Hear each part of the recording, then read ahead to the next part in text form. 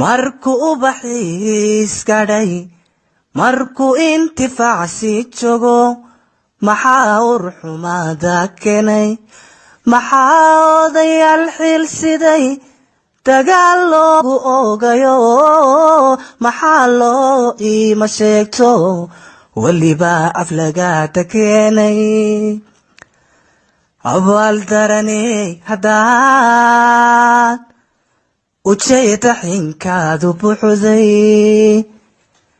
ilowsha dhaweey nafsaa dhexdeenan ka ogano wuxuunbay u qubaracdo anigu ka aarsan maye ilaaha baan talada saartay ilaaha baan